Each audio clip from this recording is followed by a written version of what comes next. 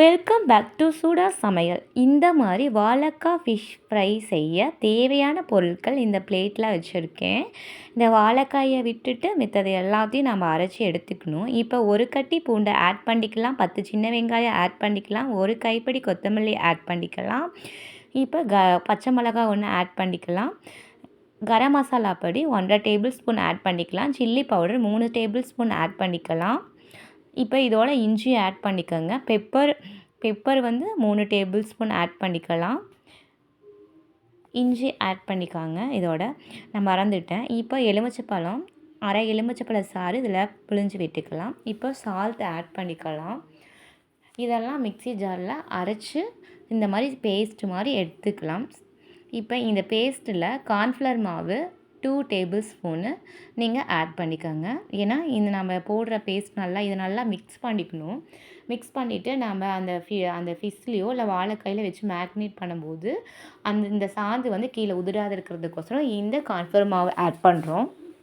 இப்போ இந்த மாதிரி ஆட் பண்ணிவிட்டு இதை வந்து பார்த்திங்கன்னா 1/2 ஹவர்லேருந்து 1 ஹவர் வரைக்கும் நீங்கள் என்ன பண்ணலாம், இதை வெயில்லையோ இல்லை ஃபேன் காற்றுலையோ நீங்கள் வச்சுட்டு அதுக்கப்புறம் தவா வச்சு எண்ணெய் ஊற்றி எண்ணெய் காஞ்சிருச்சு. இப்போ 1 பை 1ஆக நாம் ஃப்ரை பண்ணி எடுத்துக்கலாம்.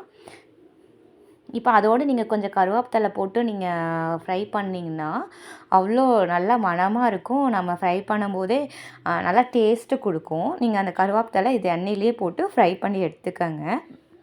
இங்கே பாருங்கள், பார்க்குறதுக்கு எவ்வளோ அழகாக வந்திருக்கு. பார்க்கவே கலர்ஃபுல்லாக இருக்குது. நல்லா இது ஸ்பைஸியாக, நல்லா கிறிஸ்பியாக ஸ்பைஸியாக செம டேஸ்ட்டாக இருக்கும். இது குழந்தைங்க எல்லாத்துக்கும் ரொம்ப பிடிக்கும். பாருங்கள், அந்த எண்ணெயில் கூட கொஞ்சம் கூட வந்து பார்த்திங்கன்னா உதிரவே இல்லை. எண்ணெய் பாருங்கள், அந்த சாந்து உதிரவே இல்லை, அப்படியே இருக்குது. அதுக்கு தான் அந்த கார்ன்ஃப்ளவர் மாவு ஆட் பண்ணுறது.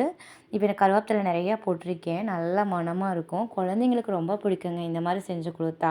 நம்ம காயாக சாப்பிட மாட்டேங்கிறாங்க அப்படின்னா இந்த மாதிரி நீங்கள் செஞ்சு கொடுக்கலாம். நான் கொஞ்சம் இந்த கலர் வரதுக்கோசரம் கலர் ஆட் பண்ணியிருக்கேன்.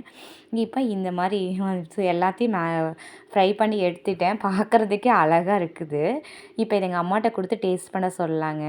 இப்போ பாருங்கள் எவ்வளோ நல்லா வெந்து வந்திருக்குது பாருங்கள். சூப்பராக வந்திருக்கு. ஃபிஷ் மாதிரியே இருக்குது. டேஸ்ட்டு கூட ஃபிஷ் மாதிரியே இருந்ததுங்க. நீங்களும் உங்கள் வீட்டில் வந்து செஞ்சு பாருங்கள். இது எங்கள் அம்மா இப்போ சாப்பிட்டு பார்த்துட்டு எப்படி இருக்குன்னு சொல்லுங்கள். சூப்பராக இருக்குது அப்படின்னு சொல்கிறாங்க. இந்த வீடியோ உங்களுக்கு பிடிச்சிருந்தா லைக் பண்ணுங்கள், ஷேர் பண்ணுங்கள், மறக்காத கமெண்ட் பண்ணுங்கள். நீங்களும் உங்கள் வீட்டில் செஞ்சு கொடுங்க. உங்கள் குழந்தைங்க எப்படி இருக்குது சொன்னாங்க.